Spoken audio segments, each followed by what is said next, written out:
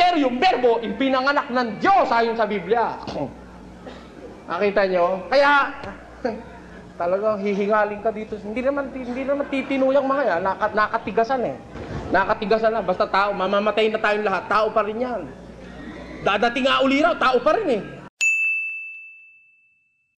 Magandang araw po sa inyong lahat. Sir JR po ng Usap-Usap University at tuloy na naman po kayo mga ka-U3. Welcome po sa atin pong channels. Para po sa mga baguhan ng ginagawa po natin dito sa U3, tayo ay nanonood ng mga religious discussion, mga preaching, mga sermon, mga Bible exposition. Well, just before today, I was looking at the subscriber count po ng ating channel. I'm very happy to report to you mga ka-U3 na kung ikaw ay subscriber natin, isa ka sa around 174, kaunti na lang yata, 175,000 subscribers po ng U3. Kaya maraming salamat po sa inyo pong laging pagsubaybay, sa inyo pong laging panonood po sa ating channel. Sa ating episode ngayon, if you remember, ang ating pong discussion, especially from Brother Ellie's Bible study at kung di ako nagkakamali in the past, was about Mary, Mama Mary. Ano, Diyos ba siya? Sino nga ba siya? May kapangyarihan ba siya same with God or something like that? But for this episode, atin naman po nga tatalakayin sino si Kristo bago siya ipanganak ni Mary. Sa aking background sa pag-aanalisa, ako po ay dating university debater mula po sa MSU IIT sa loob po ng 3 taon. Ako rin po ay nakapagdebate sa ABS-CBN News Channel at ako ay member ng isang international public speaking organization, ang Toastmasters International. Mga ka-U3, hindi po ako member ng Church of God, so please expect na posible po na I may agree sa mga naririnig ko at posible din po na mag-disagree ako sa atin pong mga napapanood at naririnig. Ang sa akin lamang po bilang non-member, I try my best to watch it and give genuine reactions, honest insights, pero hindi po ako mangaral, hindi po ako preacher mga ka-youth. Ano po? So I hope everything now is ready. Samahan niyo po ako. Let us watch this video together. Let's go.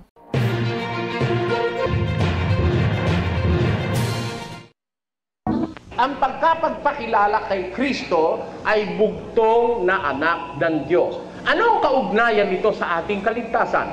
Isa-isahin natin ito sa pasimula ng ating paksa. Ang ating pasimulang tanong ganito: ano ang nagkatawang taong Kristo bago siya naparito sa lupa? Bago siya naparito, ano ang kanyang pasimulang kalagayan bago siya naparito? Tatandaan nyo yung tanong, naparito. Pag ginagamit yung salitang naparito, may pinanggalingan. Iba yung tumubo rito kaysa sa naparito. Naintindihan nyo ba mga kapatid? Para huwag kayong madaya ng iglesia ni Manalo. Iba yung naparito kaysa sa tumubo dito. Pakinggan nyo, sa isang talata ni Juan, ganito ang ating mababasa sa Kapitulo 6 at ang versikulo ay 38. Sapagkat bumaba akong mula sa langit. Tatandaan niyo ang talata. Huwag kayong naniniwala doon sa mga paliwaliwanag ng pastor, dal. Yung talata ang tandaan nyo.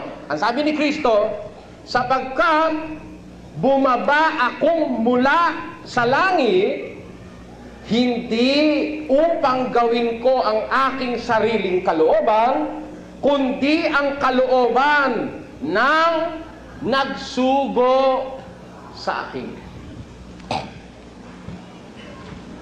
Kaya sa Biblia sinasabing si Kristo'y naparito, meron kasi siyang pinanggalingan eh. Bumaba akong mula sa langit. Meron bang tao na sa langit nag-umpisa? Meron ba? Tingnan niyo kung saan galing ang tao.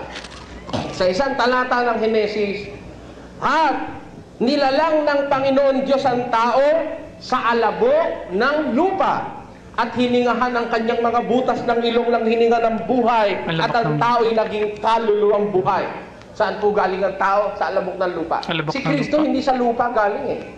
Sabi ni Kristo, kung naniniwala sila kay Kristo, ewan ko kung di kayo naniniwala, ang sabi ni Kristo, bumaba akong mula sa langit, hindi upang gawin ang kalooban ko, kundi ang kalooban niyaong nagsugo sa akin. Kaya si Kristo, galing sa langit, bumabang mula sa langit, naparito sa lupa. Ngayon, nung siya ipapanhik na sa langit, meron siyang sinabi. Pakinggan nyo, sa isang talata ng Juan 14:1. Huwag magulumihanan ang inyong puso. Magsisampalataya kayo sa Diyos. Magsisampalataya naman kayo sa akin. Sa bahay ng aking ama ay maraming tahanan. Kundi gayon ay sinabi ko sana sa inyo. Sapagkat ako'y paroroon upang ipaghanda ko kayo ng dakong kalalagyan. At kung ako'y pumaroon at kayo'y maipaghanda ng kalalagyan, ay, pansinin nyo, kung ako'y pumaroon at maipaghanda ko na kayo ng kalalagyan, ay muling paririto ako. Nakuha nyo? Alam ko, hindi ko pa pinapaliwanag, alam nyo na eh. Yung salitang, muling paririto ako, ba naparito na nga siya? At pagka pumanik siya sa langit at naipaghanda niya na yung kalalagyan ng mga Kristiyano, muling paririto ako upang, upang kayo'y tanggapin ko sa aking sarili, upang kung saan ako naroroon, kayo naman ay dumuon. Maliwanag kung gayon, mga kapatid, talagang si Kristo naparito at bumabang mula sa langit. Papanik sa langit nung unang siglo. Ang sabi niya, bago siya pumanik, muling paririto ako. Talaga hindi taga rito. Okay ba? Bakit hindi maintindihan niya ng Iglesia ni Manalo, ano? Ano ibig sabihin nun? Pakinggan niyo. Sa isang talata ng 2 Korinto, huwag ka naman magagalit kung may Iglesia ni Manalo dyan. Huwag ka magagalit. Pag-aralan mo lang yung sinasabi. Ang sabi dito, na binulag, aba, grabe ito. Binulag eh. Binulag ng Diyos ng sanlibutang ito, si Satanas, ang pag-iisip ng mga hindi nagsisisampalataya upang sa kanila'y huwag sumilang ang kaliwanagan ng Ebanghelyo ng kaluwalhatian ni Kristo na siyang larawan ng Diyos. Ano ang sabi ng Biblia? Binulag. Hindi pala naman katakataka hindi maintindihan eh. Meron mga tao bulag. Saan bulag? Sa pera? Hindi. Malalaki bata pagka-pera. Hindi bulag. Dilat na dilat sila pagka-pera. Lalo na kung ikapo. Pero, merong mga taong dilat na dilat sa pera, pero bulag na bulag sa Biblia. Ang sabi ng Biblia, binulag ng Diyos ng sanlibutan ito ang mga pag-iisip ng mga hindi nagsisampalataya upang sa kanila'y huwag sumilang ang kaliwanagan ng Ebanghelyo ni Kristo na siyang kaluwalhatian ng Diyos. Kita niyo? Kaya hindi katakataka, hindi maintindihan, pero napakasimple, oh. Napakasimple. Yung salitang pumarito, may pinanggalingan, galing sa langit. Pumarito, babalik uli sa langit. Nangako, aalis ako. Pero muling paririto ako. O ngayon, ang tanong natin, nung nasa langit pa lang siya, hindi pa siya pumupunta rito, doon tayo mag-umpisa. Di ba yung tamang umpisa, no, kapatid? Di ba? Tamang sagot ni Dr. Navarro, oo raw. Siyempre, para makilala mo talaga kung sino yung Kristo sinasabing naparito, umpisahan mo doon sa pinanggalingan. Sabi niya, galing siya sa langit eh. Doon ka mag-imbestiga. Panik tayo sa langit. Halika kayo sa langit, mga kapatid. Imbestigahin natin ng Diyos sa langit. Sabihin niyo, sisira na ulo ni Soriano, no? Nagyayaya sa langit. Sino sabi sa'yo? Ikaw ang sira. Pakinggan mo. Sa isang talata. Sira! Pastor na maluloko, sira ulo mo. Bakit? Ba't mo sasabihin, paano kayo ka makakarating? Makakarating. Pakinggan niyo. Kung kayo nga'y muling binuhay na kalakip ni Kristo, hanapin ninyo ang mga bagay na nangasa itaas, na kinaroroonan ni Kristo, na nakaupo sa kanan ng Diyos. Ilagak ninyo ang inyong pag-iisip sa mga bagay na nangasa itaas at huwag sa mga bagay na nangasa ibabaw ng lupa. O, kita mo? Di ba tayo pwede makarating sa langit? Makakarating tayo sa isip. O, ulitin ko, yung isip natin makakarating sa langit. Pakinggan nyo. Kung kayo ay muling binuhay na kalakip ni Kristo, hanapin ninyo ang mga bagay na nasa itaas, na kinaroroonan ni Kristo na nakaupo sa kanan ng Diyos. Ilagak ninyo ang inyong mga pag-iisip sa mga bagay na nasa itaas at huwag sa ibabaw ng lupa. O, di yung isip natin, dali natin sa langit. Yung ating katawan, hindi makakarating dun eh. Ha? Pansamantala, dito tayo sa lupa. We are confined. We are confined here on earth. Ha? Pero yung ating isip, pwedeng po maitaas yan sa langit, doon sa trono ng Diyos. O, ngayon, dali natin ang ating isip. Yun ang utos eh. Ilagak nyo ang inyong pag-iisip sa mga bagay na nasa itaas. Magtanong tayo sa taas.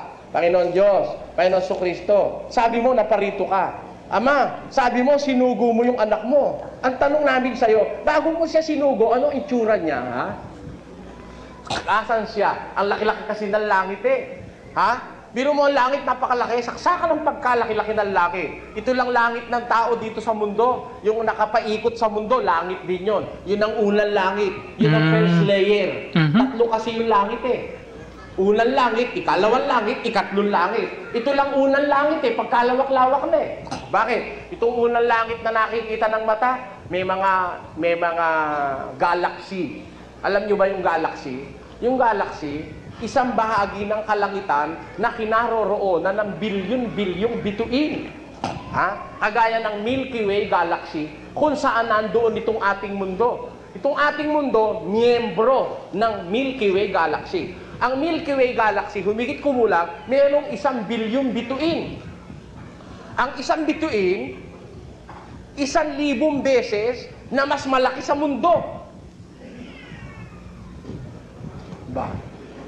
Ang laki, no? Okay, before we continue here, so ito po syempre, in a way, these are a little bit outdated numbers, of course, dahil alam naman po natin na around hundreds of billions po, yung number, approximate number ng mga bituin sa galaxy. Pero that's not the main point, obviously, mga ka-U3. So, Brother Eli is just showing to us yung, kumbaga, expanse, gaano kalawak ang universo. But just before that, syempre, kaunting insights lamang po. Ang una po talaga pinapatamaan ni Brother Eli sa first parts pa lang po ng kanyang speech ay Iglesia po ni Cristo, and he often would call it Iglesia ni Manalo, mga ka-youth, against the main na doctrinal na belief of Iglesia ni Cristo as to the nature of Jesus Christ. And mga ka-youth, syempre po, nabigyan na rin po natin ang reaction before as to Jesus being God, as to Jesus being human, or is he half human, half God? Meron na po tayong mga past po ng mga video reactions dyan, mga ka-youth. But going back, so Brother Eli is looking into the deeper discussion kung sino ba talaga si Jesus prior to him coming over. Although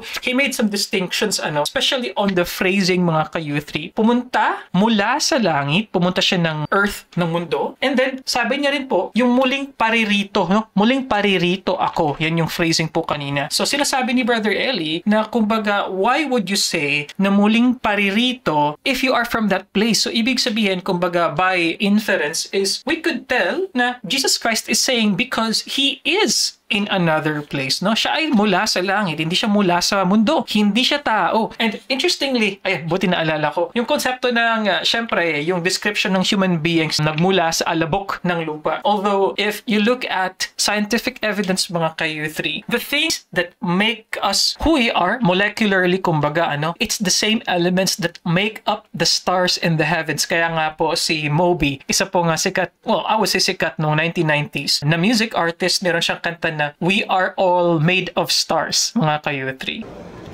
Biro mo, palagay mo, ito yung mundo. Ito. Ang bituin, ito. Ganito kalaki. Ang mundo, yung maliit na yung bilog. Ito ganito kalaki ang bituin. 1 bilyong bituin nasa Milky Way galaxy. Ang mundo'y kay liit-liit na maliit lang kung ikukumpara mo sa ibang bituin. Kaya pagkalaki-laki na ng isang galaxy, sabi ng mga siyentipiko, milyon-milyon daw ang galaxy. Ngayon. Billion. Kabila ng milyon-milyong galaxy, meron pang hindi nakikitang galaxy. Ang tawag naman nila yung mga quasars. Ngayon, ang Diyos nandun pa sa kabilaan ng bagay na yon. Kaya hindi naman tayo bobo pag nagtanong tayo, Diyos, sa laki-laki ng langit, asan ba naman yung Kristo? Bago mo siya isinugo, interesado lang kami. Kasi dito sa aming bayan, may tumubong anghel na nagsabing si Kristo daw nanggaling sa tiyan ni Maria. Ayun, doon lang daw nag-umpisa si Kristo ng pag-iral. Noon siya ipaglihi ni Maria, noon lang siya umiral. Yun ang sabi nila. Ano?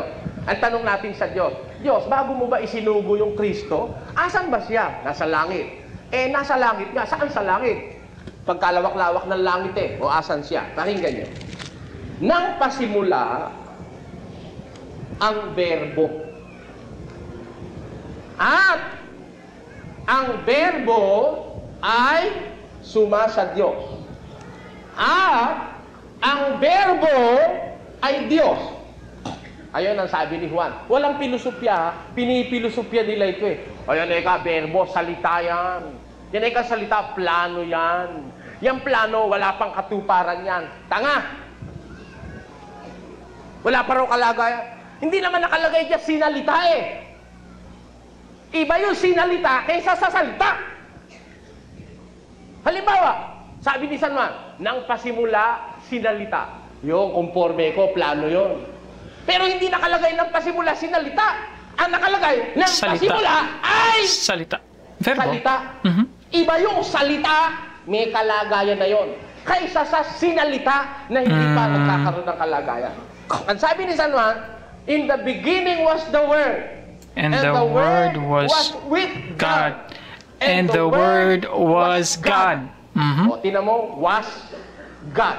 Bakit ginagamitan ng verb na nasa past participle? And the Word was God.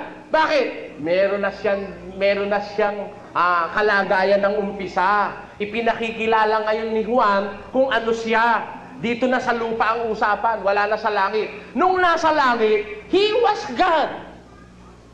And the Word was God. Kita nyo ba yung was? Hindi ba past tense na yon? Pag-uusap kasi, presente. Nung ipinakikilala siya ni Juan, present ngayon. There was sometime in the past, ang sabi ni Juan, in the beginning was the Word, and the Word was with God, and the Word was God. Ayun. Ang berbo ay sumasa Diyos, at ang berbo ay Diyos. Tanungin nga muna natin ang Diyos. Ano ba kahulugan ng sumasa Diyos? Yung berbo, sumasa Diyos. Ano ibig sabihin nun? Pakinggan nyo kung anong ibig sabihin. Walang taong nakakita kailanman sa Diyos. Ang bugtong na anak na nasa sinapupunan ng Ama, siya ang nagpakilala sa Kanya. Nasaan si Kristo sa langit? Sumasa Diyos. Ano ang kahulugan ng sumasa Diyos? Nasa sinapupunan ng Ama. Ayon. Parang nasa sinapupunan ni Abraham. Nasa sinapupunan ni Maria. Ganon. Bahagi siya ng Diyos. Bahagi siya ng Diyos. Nang pasimula, siya ang berbo. Ang berbo, nasa sinapupunan ng Diyos. Kasama ng Diyos. At ang berbo ay Diyos. Natural, kasama siya ng Diyos. Parang ganito, bibigyan kayo halimbawa. Nang pasimula, si Eva ay nakay Adan. At si Eva ay tadyang ni Adan. Di ba? At ginawa siyang babae ng Diyos mula sa tadyang ni Adan. Ganon din naman, si Kristo nasa sinapupunan ng Diyos. Ngayon, kung nasa sinapupunan ng Diyos, iniluwal niya. Pinalabas niya sa kanyang sinapupunan yung berbo. Yan. Pero sa pasimula, nasa kanya yon. Bahagi ng kanyang kalagayan yon bilang Diyos. Kaya yung berbo ay Diyos. Ano katunayan? Tuloy natin. Ito rin ng pasimulay sumasa Diyos. Ang lahat ng mga bagay ay ginawa sa pamamagitan niya, at alinman sa lahat ng ginawa ay hindi ginawa kung wala siya. Kita mo, ando na ba siya? Ando na siya. Ano sasabihin mo walang kalagayan? Meron na! Nando na! Bakit? Lahat ng bagay ginawa sa pamamagitan niya, at alinman sa lahat ng ginawa ay hindi ginawa kung wala siya. Ando na ba siya? Napakabobo mo naman pag hindi mo naintindihan. Wala kang magagawa kung wala siya. Kaya nakagawa, nandun na siya. Lahat ng bagay, all things were made through Him. And without Him, nothing that was made was made. Yun ang sabi ng Biblia. Lahat ng bagay, ginawa sa pamamagitan niya. At alinman sa lahat ng ginawa, hindi ginawa kung wala siya. Nandun ba siya?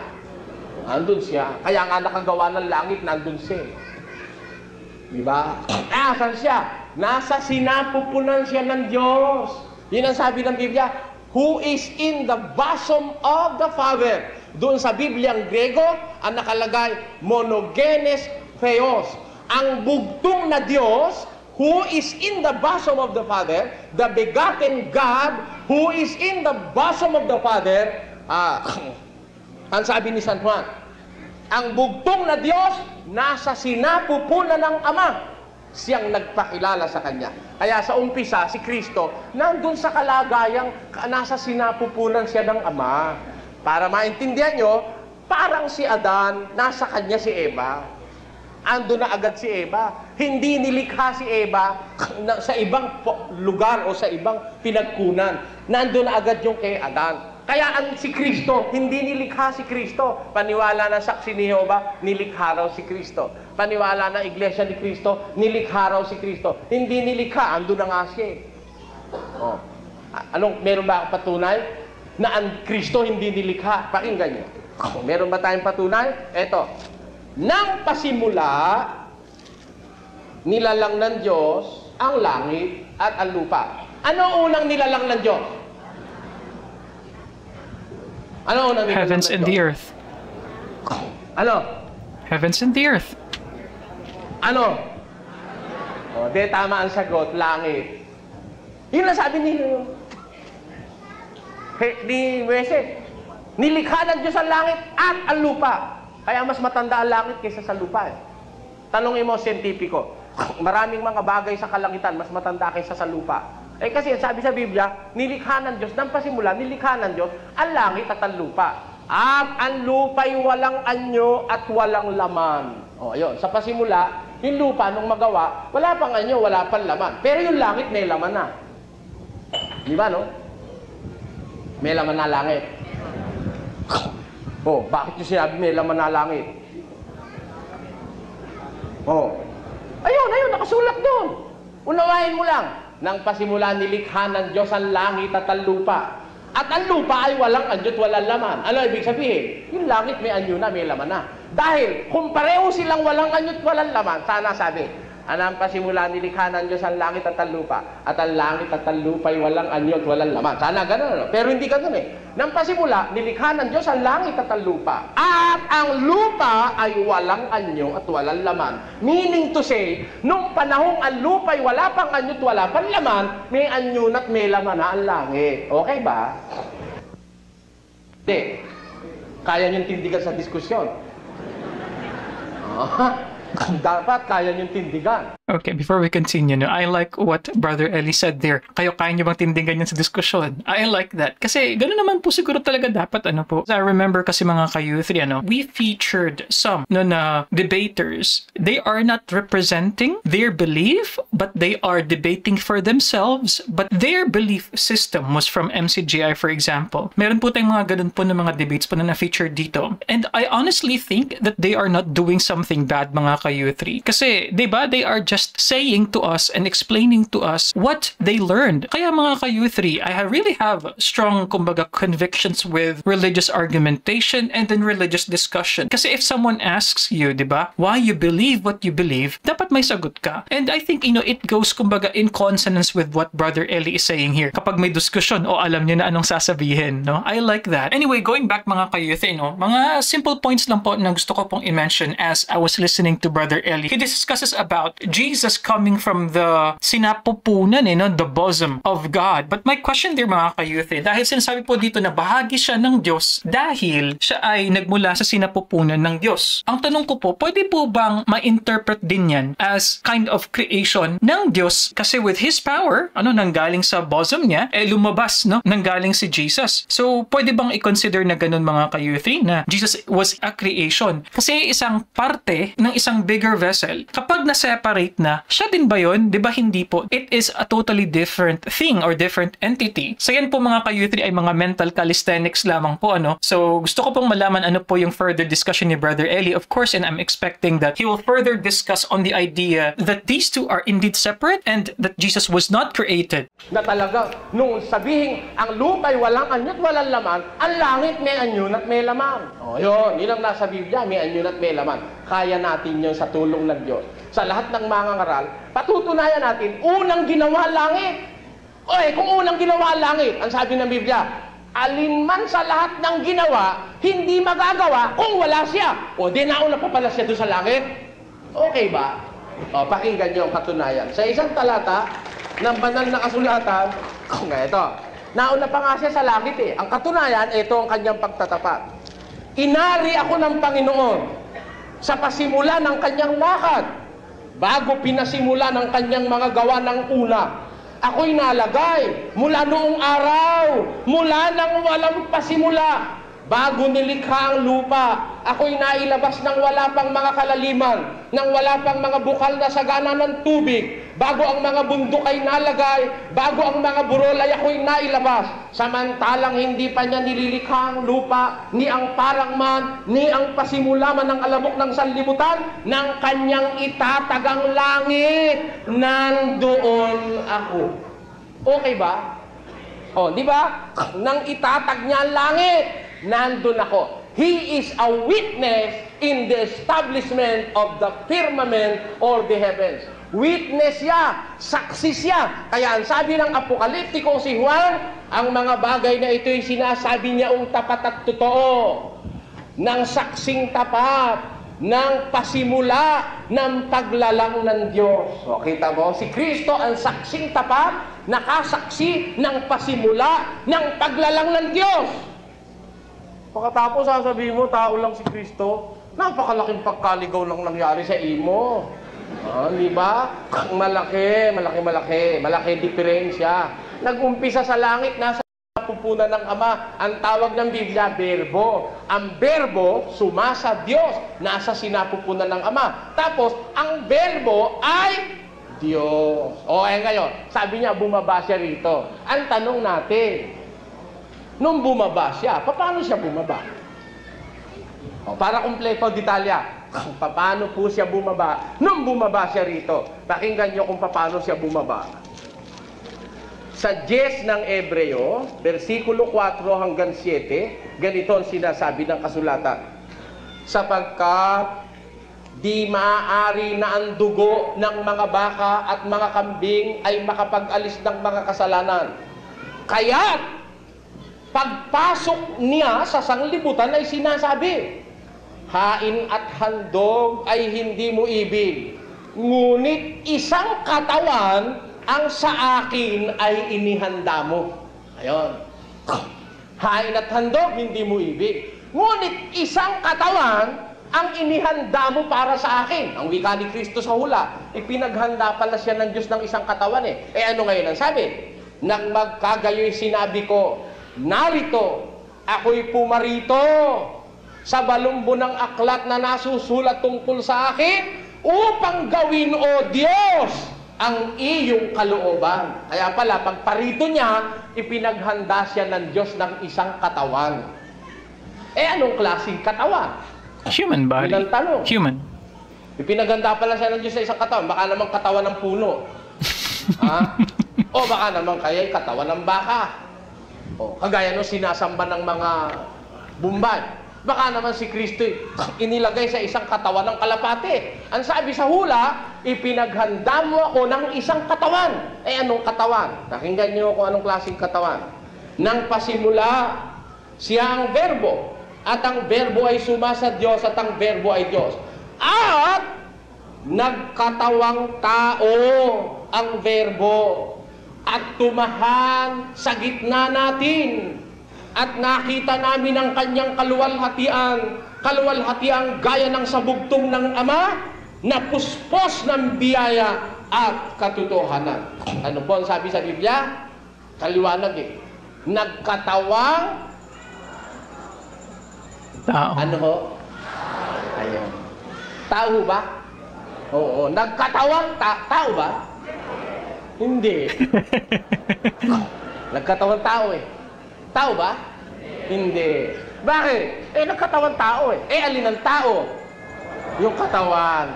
Nagkatawan tao. Anong katunayang hindi tao? Nagkatawan tao lang. Pakinggan nyo sa isang talata ng Pilipos.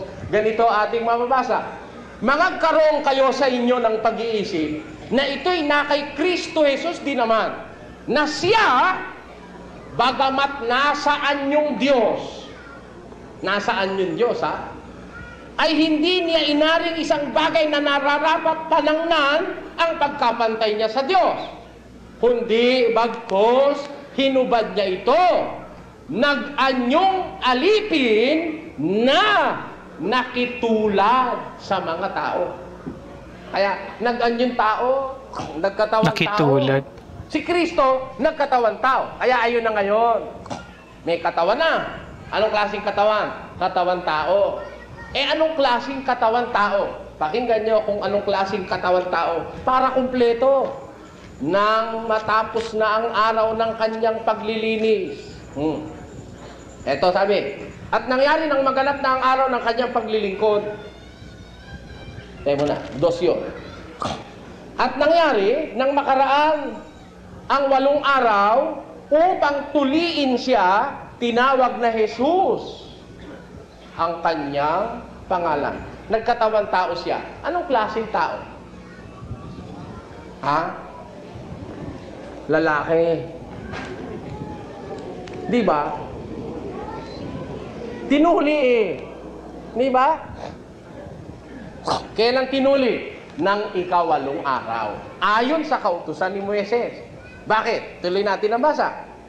At nang maganap ang mga araw ng kanilang paglilinis alinsunod sa kautusan ni Moises, kanilang dinala siya sa Jerusalem upang iharap siya sa Panginoon. Ayon sa nasusulat sa kautusan ng Panginoon, ang bawat lalaking nagbubukas ng bahay bata ay tatawaging banal sa Panginoon. Kaya si Kristo, nagkatawang tao sa anyo ng isang lalaki. Kumpleto na, no? Nagkatawang tao, lalaki. Ngayon, may Diyos ba eka? May Diyos bang tinutuli? Kung di ka ba naman tanga, yung Diyos ba tinuli? Sira ulo mo kung magtanong. Kung Diyos eka yan, kung yan eka'y Diyos, may Diyos bang tinutuli? Kung di ka ba naman tanga, ginagamit mo sana utak mo kahit kapiraso. Bakit? Alin ba tinuli? Di yung katawang tao. Hindi naman yun ang Diyos eh. Nagkatawang tao nga eh. Ano ka ba, Padre? Mag-isip-isip ka. Kumpare, kaya tuloy yung pangalan mo nanalo eh. O, di ba? Palagi na lang future yan eh. Manalo, manalo. Hindi na nanalo. Manalo lang. Hindi na nanalo.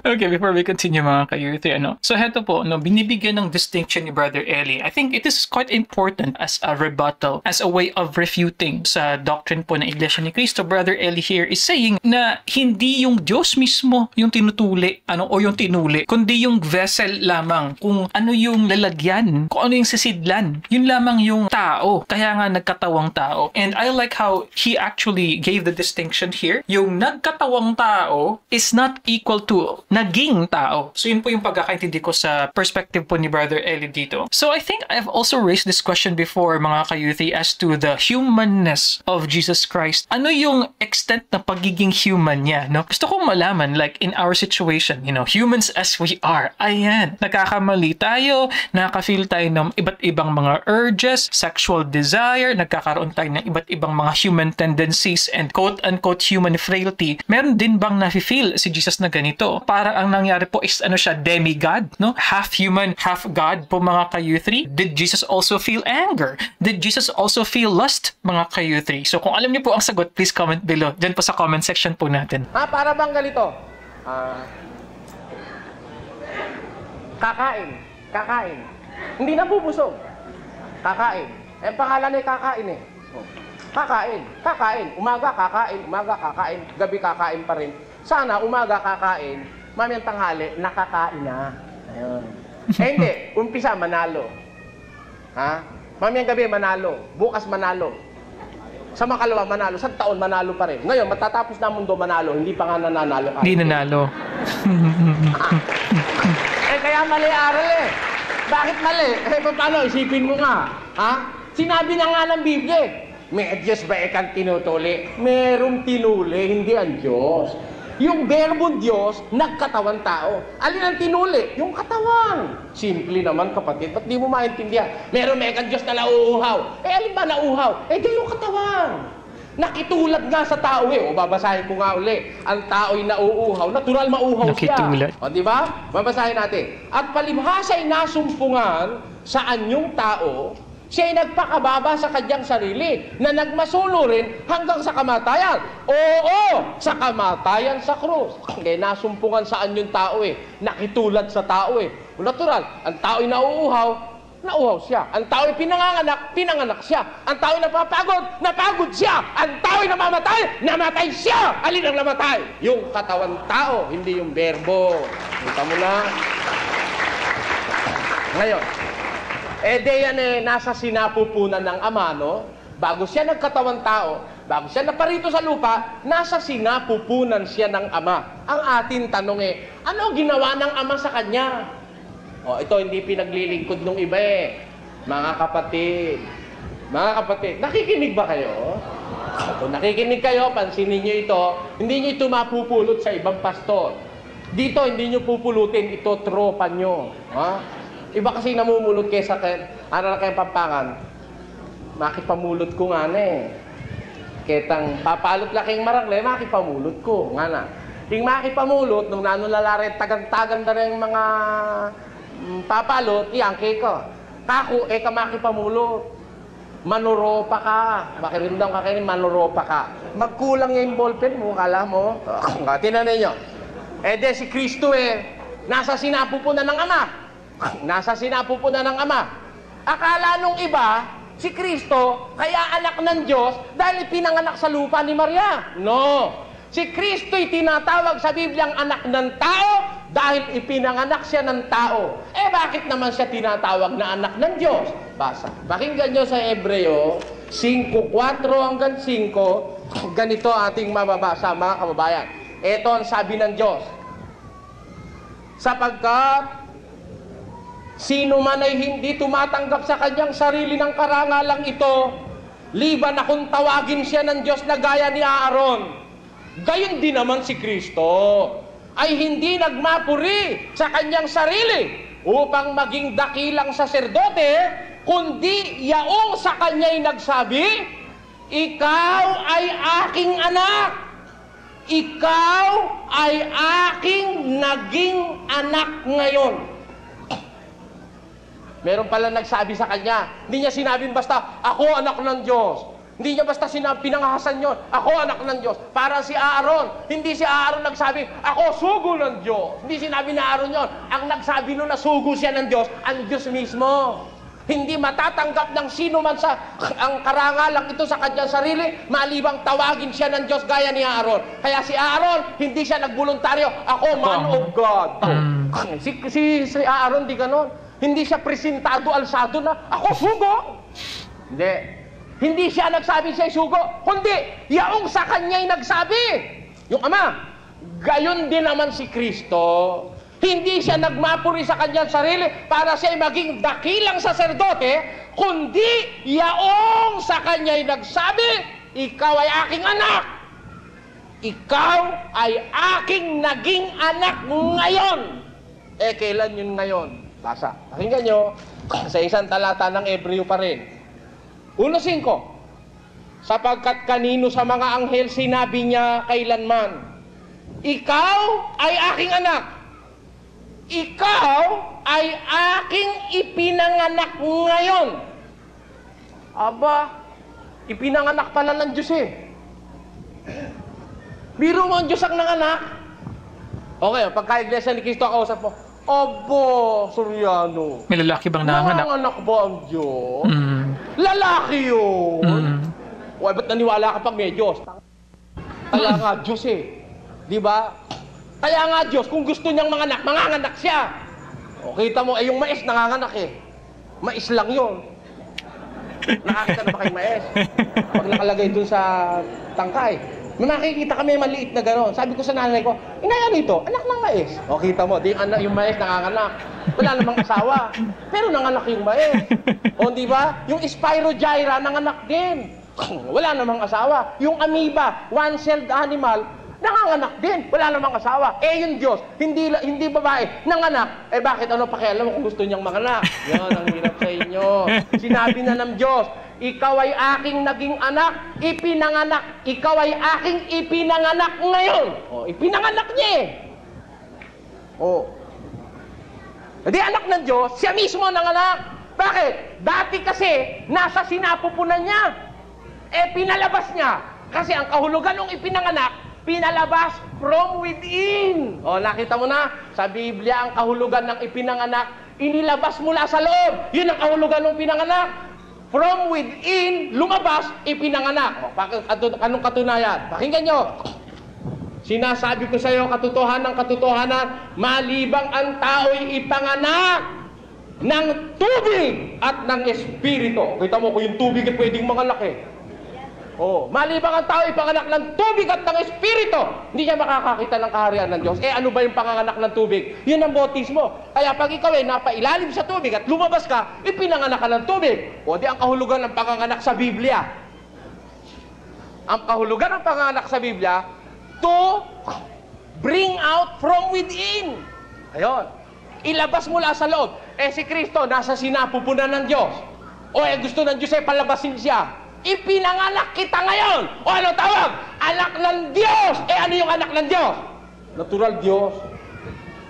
Ang Diyos ang nanganak pagkatapos tao. O, kita mo na. Eh, ba't ka nakasulat anak ng tao? Alin lang anak ng tao? Yung ipinanganak ni Maria, dahil tao yun eh. Katawan yun eh. O, yun ang katawan na tao. Yun, ang anak ng tao, yung katawan. Pero yung verbo, ipinanganak ng Diyos ayon sa Biblia. Nakita nyo? Kaya, talagang hihingaling ka dito. Hindi naman titinuyang mga yan. Nakatigasan eh.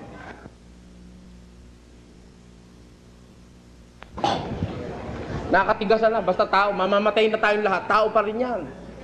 Dadating nga uli raw. Tao pa rin eh. Sabi ba naman ng pastor dito sa Pampanga, Kristo, kiglia tao yo. Penganakya tao yo. Menaralya tao ya. Meteya tao ya. Sino beli ang mebiya? Tao yan. Minukya Chabalwa, tao magbalik. Kaya tao pa mo naman. Sabi ko, lanong gawa mo kang Kristo. Bakit yung pastor mo? Kigliya tao ya. Tenganak ya tao ya. Menaralya anghelya. Bakit ita may bisa kang anghelya? Eh, Kristo eh, mo naman na mo na imang ping. Ha? Ibiso eh, Kristo eh, mo naman gang kapirit eh, mo bring. Nasa television pala tayo. Ha? Ha? Si Kristo, kahit kapiraso lang, ayaw mong mataas ng grado. Yung nangangaral mo, ipinaglihit. Anghel. Ha? Lumakit tao. Tapos ang anghel. Nangangaral, anghel. Mm. Si Kristo naman, ipinaglihin tao, pinanganak kay ka, tao. Naging tao. Kapatao. Tao. Nangaral, tao. Namatay, tao. Nabuhay, namugli, tao. Pumanik sa langit, tao. Babalik, tao pa rin. Hanggang pagkatapos na ng paghukom, tao pa rin si Kristo. Hindi, wala na akong magagawa sa'yo. Talagang hanggang dyan kadala.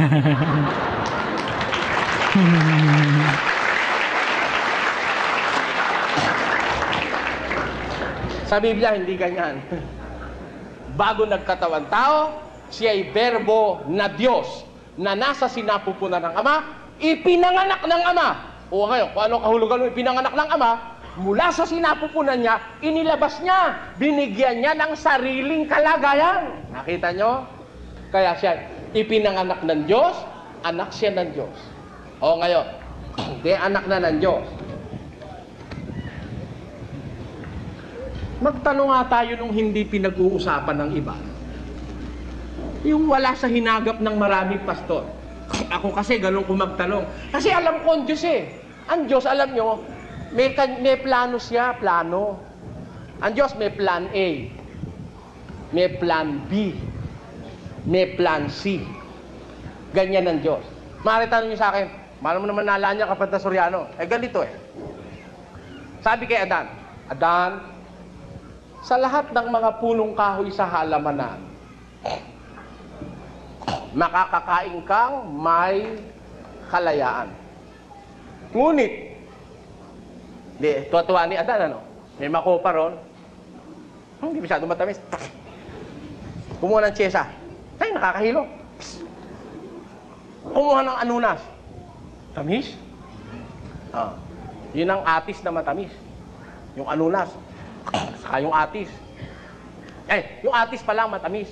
Yung anunas, atis din. Kaya lang maasim-asim. Nakakapamili si Adan. Adan, kain ka. May kalayaan, Adan.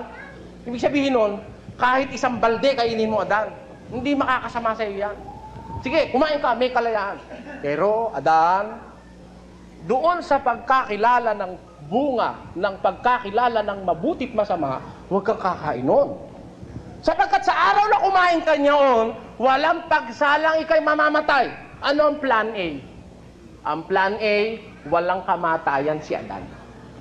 Tama o hindi? Kasi kung hindi siya kakain, hindi siya mamamatay. Yun ang plan A. Ginawa ng Diyos ang tao upang mabuhay na walang hanggan, mga kapatid. Pero, kung sakaling lalabag si Adan, mamamatay siya. At para siya tubusin yung kamatayan, para tubusin ang kanyang lahi, magsusugo ang Diyos ng anak niya sa lupa para tubusin ang lahi ni Adan. Yun ang nakasulat sa Galatia. Yun ang plan B. Kung halimbawa kapatid na Suryano, hindi nagtaksil si Judas, di walang magiging Kristo. May plan C. Bakit mo pinangungunahan ng Diyos? Kahit na ba hindi magtaksil si Judas mayroong magaganap na iba? Ngayon, yun ang hindi alam na maraming pastor kung ano yung plan A, plan B, at saka plan C. Ayun. Kung hindi kinalo niya ni David si Batseba, hindi ka ipanganganak si Solomon, at kung hindi ka naging tao si Solomon, hindi rin magiging anak si Kristo. Dahil si Kristo nang galing sa lahi ni Solomon. Plan A yun yung plan B. Yung plan C. Sabi ni Kristo, ito plan C. Sabi mo, mga anak kayo ni Abraham. Anak kami ni Abraham. Hindi kami mga alipin, mga laya kami. Sabi ni Kristo, ng mga Hudyo kay Kristo. Kung kayo mga anak ni Abraham, dapat gagawin niyo ang gawa ni Abraham. Nakita ni Abraham ang aking kaarawan at natuwa siya. Kayo naman, nang makita niyo ako, pinagsisikapan niyo akong patayin na taong nagsasaysay sa inyo ng katotohanan na aking narinig sa Diyos. Ito hindi ginawa ni Abraham. Alin yung hindi ginawa ni Abraham? Yung ginagawa niyo, papatayin niyo ako. Si Abraham, nung makita yung kaarawan ko, natuwa. Sumagot yung mga Diyos. Wala ka ba 50 taon? Nakita mo na si Abraham? Ano sagot ni Kristo? Katotohanan ang sinasabi ko sa inyo, bago ipinanganak si Abraham, ako nga. Ngayon, huwag niyo sabihin mga anak kayo ni Abraham, sapagkat katotohanan ang sinasabi ko sa inyo, kahit sa mga batong ito, makapagpapalitaw ako ng mga anak ni Abraham. Ano yung plan C, no? Hindi ba ang plan B, yung anak ni Abraham ang gagaling kay Abraham? Pero, pag masisira yung plano ng Diyos, na ang lahat Merong ni Abraham ay maggagago-gago, kagaya ng ginagawa ng mga gago-gago ngayon, kahit sa bato, maglilitaw ang Diyos ng anak ni Abraham. Amen? Yun ang nakasulat sa Biblia. It's really refreshing for me na makapanood po ng mga classic na mga Bible study ni Brother Eli dahil nakikita ko po talaga yung kanyang passion, ano. And of course, we know na, for the longest time, decades and decades of religious service na ginagawa ni Brother Eli sa kapatiran po ng MCGI. Pero makikita mo rin talaga yung youthful na energy, ano. Talagang hype na hype mga ka-youth because of his youth. And it's really refreshing sa, kumbaga, public speaking lang na perspective. Yung vocal dynamics talaga ni Brother Eli, ano, at saka yung cadence niya, yung paraan niya ng pagsasalita, so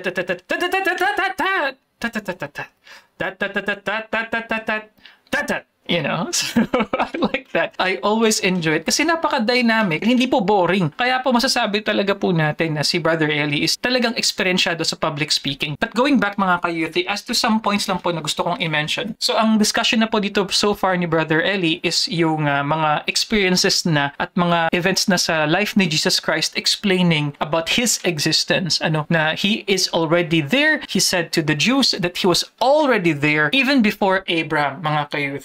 na-mention din syempre ni Brother Eli kanina patungkol po sa ideya ng sinapupunan, sa giving birth, that it is from within. Na-discuss niya rin syempre yung ideya na si Jesus ay anak ng tao. Kaya nga sa English, di ba po, ang pagkaka-label po niyan sa kay Jesus is Son of Man. Kaya may plan C, may plan A, may plan B, may plan C. What is plan A? Adan, lahat makakain mo. Huwag ka lang kakain. Nung nasa gitna ng halamanan, yung bunga ng pagkakilala ng masama't mabuti, sapagkat pag kinain mo yun, walang pagsalang mamamatay ka. Ang plan A, mabuhay na walang hanggan si Adan. Pero, lumabag si Adan, iiral ngayon yung plan B. Ayon. Pagpapaltos pa yung plan B, para sa kaligtasan ng tao, magpapairal ang Diyos ng plan C. Ayon. Kita nyo, di ba pinakita doon sa halimbawa, sa talinghaga, meron na ikang ubasan. Isinugo ng Diyos yung kanyang mga katulong sa ubasan. Pinagpapatay. Nagsugo pa uli siya. Pinatay pa rin. Yun ang larawan ng mga propeta. Nung dumating yung panahon, wala na siyang maisugo. Yung anak niya ay sinugo. Sa pag-aakala niyang yung mga nandun trabahador, matatakot dahil anak na ito ng Panginoon. Hindi rin natakot. Pati anak niya pinatay. Yun na nga si Kristo. Wala na bang natitira? Meron pa. Kung papaltos pa yun, meron pa. Siya mismo mababa sa lupa. O, kita mo na. O, di nakakita ako ng plan C. Asan sa Biblia yun? O, pag nagka-diskusyon tayo, saka ako bibigay ang sinta. Kita mo na. Makikita mo rin yan. O, kaya, ang Diyos, mga kapatid, sagana sa pagmamahal sa tao, naghanda siya ng mga kaparaanan ng pagliligtas. Ngayon, nung inihahanda niya ang pagliligtas, si Kristo isinugo niya sa lupa. Galing sa sinapupunan niya, ipinanganak niya, nilagyan niya ng katawang laman, ng katawang tao, nakihalo sa mga tao. Ang ating tanong, maghahanap tayo ngayon ng mga tanong na wala sa hinagap ng mga pastor. Alamin natin, meron kayang ibang possibility? Are there other possibilities in the Bible? Meron kayang iba? Pakinggan nyo ang tanong, ho. Ang tanong, maaari bang ang nanggaling sa kalagayan ng isa ay hindi niya anak? Halimbawa, isang bagay, yung nanggaling sa kanya, maaari bang hindi niya anak yon? Pwede bang hindi anak si Kristo? Ha? Ito ang sabi. Pakinggan nyo sa isang talata ng Henesis, sa Kapitulo 2 at versikulo 18, 21-24. At sinabi ng Panginoon Diyos, hindi mabuti na ang lalaki mag-isa. Siya'y ilalalang ko ng isang katulong niya. Ano nangyari? At hinulugan ng Panginoon Diyos ng di kawasang himbing ang lalaki at siya'y natulog. At kinuha ang isa sa kanyang mga tadyang at pinaghilom ang laman sa dakong iyaon. At ang tadyang na kinuha ng Panginoon Diyos sa lalaki, ginawang isang babae. At ito'y dinala niya sa lalaki. At sinabi ng lalaki, ito ay buto ng aking mga buto at laman ng aking laman. Siya'y tatawaging babae sapagkat sa lalaki siya kinuha. Kaya't iiwan ng lalaki ang kanyang ama at ang kanyang ina't makikipisan sa kanyang asawa. Silang dalawa'y magiging isang laman. Yung nanggaling kay Adan na tadyang niya, nung alisin sa kanya, nilagyan ng individual na kalagayan, ginawang babae. Ano ang pakilala? Asawa. Asawa, di ba mga kapatid, ano? Asawa. Kaya yung nanggaling sa'yo, pwede palang asawa. Ano? Yung nanggaling sa Diyos, pwedeng ipakilalang asawa niya eh. Di ba? Pero, hindi niya ipinakilalang asawa. Bakit hindi niya ginawang asawa yung nanggaling sa kanya? Kagaya ng ginawa niya kay Adan. Yung kinuha niyang tagyang ni Adan na galing kay Adan, ginawa niyang asawa ni Adan. May posibilidad din na yung kinuha ng Diyos sa kanyang kalagayan na si Kristo, pwede niya rin gawing asawa. Bakit hindi niya ginawang asawa at ginawa niyang anak? At ipinakilala niyang bugtong na anak. Yan ang paksang ating pinag-aaralan ngayon. Kung bakit ang Panginoong Jesucristo'y ipinakilalang bugtong na anak ng Diyos, hindi asawa, hindi katulong, hindi general manager, etc., etc. Ayon sa Biblia. Bakit? Ano ang kaligtasan nito? O anong kaugnayan nito, mga kapatid, sa Sa ating kaligtasan. Ha? Nitong, bakit hindi niya ginawa na kanyang asawa, kundi ginawa niyang bugtong na anak? Ano ibig nitong ituro? Okay, mga ka-youthie. So, dyan naman po nagtatapos ang ating episode ngayon. Ayan. So, ano pong masasabi nyo sa ating episode ngayon? Bitin po ba, mga ka-youthie? But anyway, so, isa na naman pong energetic, classic Bible study ni Brother Eli. Very entertaining, very informative. And I always appreciate Brother Eli introducing some kind of scientific concepts. Like, of course, yung how small the Earth is. Although, technically, quasar is not a galaxy. It's just, parang the active force, kumbaga, parang parte siya ng galaxy. Hindi siya exactly galaxy mismo. But anyway, mga ka-youth, going back, as mentioned, si Brother Eddie, very energetic. So I don't know kung anong year po ito, nakuha itong video na ito. But I think during these times, I notice mga ka-youth, lagi po talagang, nasa target po yata lagi ni Brother Eli ang Iglesia ni Cristo, sa kanya pong mga criticism. Kasi nga po, ito po ay discussion on one of the core din po na paniniwala ng mga members po ng Iglesia ni Cristo. Yung ideya nga po na si Jesus Christ is human, and I believe yung term dyan is sugo, which is equivalent to an angel. And I think it was Kabening Pineda who discussed na yung ideya ng anghel, is similar with sugo. So they consider Jesus Christ to be a sugo as it is with the founder Felix Manalo, pero hindi God,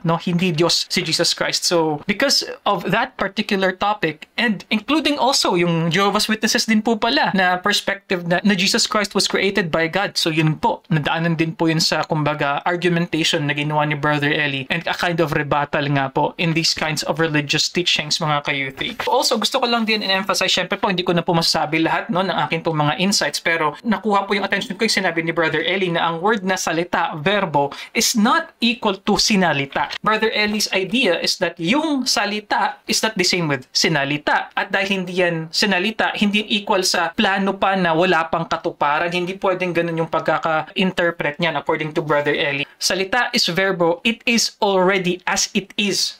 Hindi siya nangangailangan pa ng katuparan. Ayan. There are parts, mga ka-youthie, na may mga kapampangan na mga phrases, and sadly, ang kapampangan ko po ay napaka-konti lang po. Pwede po akong ibenta rito. Kaya po, please, sa mga nakakaalam po ng mga kapampangan po ng translation, ng mga discussions po ni Brother Eli, please comment below, mga ka-youthie. And as always, kapag hindi ka pa po pala nakapag-like, please click like, dahil sa pag-click niyo po ng like, para pong nire-recommenda nyo sa YouTube na ipakita pa yung video, mga reactions natin sa ibang mga viewers pa po ng YouTube. And if you don't like this video, you can click this video over here. You can also click this playlist over here. Pa ikaw ay baguhan, hindi ka pa subscribe, first time mo, click subscribe din dyan, mga ka-youthie. And as always, I'll see you guys next time. Peace. Bye-bye.